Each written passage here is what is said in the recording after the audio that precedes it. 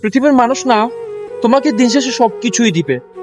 ভালোবাসা, মায়া, আবেগ, অনুভূতি, এসব কিছু তোমার কাছে প্রকাশ করবে। তবে তার মেয়াদকাল তার স্বার্থ পর্যন্ত।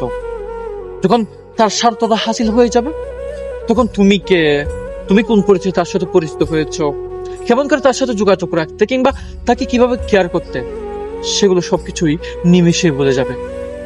পৃথিবীর বাস্তবতা আসলে খুবই ভয়ঙ্কর।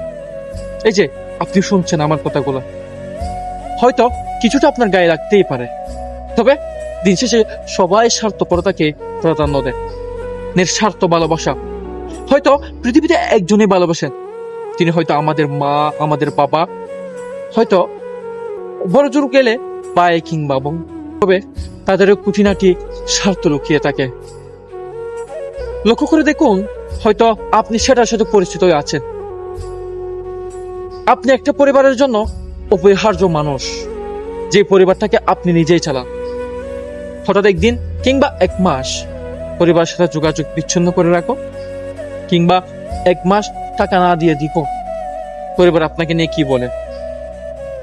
তারা হয়তো মুহূর্তের মধ্যে আপনার সে পিছনের গল্পগুলোকে, তার সে পিছনের প্রচেষ্টাগুলোকে নিমেষে হয়তো ভুলে যেতে পারে। তবে পৃথিবীর মানুষ যে বড় স্বার্থপর, সেটা আপনি নিশ্চিন্তে ভেবে রাখতে পারেন। আপনি নিজের জন্য ভাবুন, নিজের জন্য করুন, দিন শেষে আপনার কেউ পাশে থাকবে না। এই দীর্ঘ পথচারণা, ভবিষ্যতের পরিকল্পনা, সবকিছু আপনাকে মেক করতে হবে, সবকিছু আপনার দ্বারাই সম্ভব।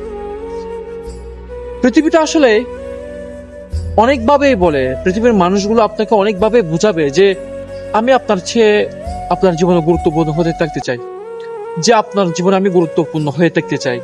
আপনি যেটাই বলবেন সেটাই আমি শুনবো। যখন আমাকে ইচ্ছা আপনি নক করতে পারেন, কিংবা যখন আমাকে ইচ্ছা আসে তখন আমাকে ডাক দিতে পারেন। তবে এই কথাগুলো বলা মানুষটি হঠাৎ একদিন পরিবর্তন হয়ে যাবে, তার মনের মধ্যে একটা পরিবর্তন চলে আসবে, আচমকা পরিবর্তন চলে আসবে। পৃথিবীর বাস্তবতা আসলেই এমনই ভয়ঙ্কর। তাই নিজে চলতে শিখো, অন্যের উপর ভরসা করে আর কতদিন। নিজের জন্য কিছু করুন, নিজের জন্য ভাবুন। দিন শেষে এই দীর্ঘ পথ, এই পরিস্থিতি, এই ভয়াবহতা, এসব কিছু আপনার নিজেকেই চলতে হবে, একাই চলতে হবে, নিজেকে হ্যান্ডেল করতে হবে সবকিছু। বুঝুন, ভাবুন, নিজের জন্য ভাবুন।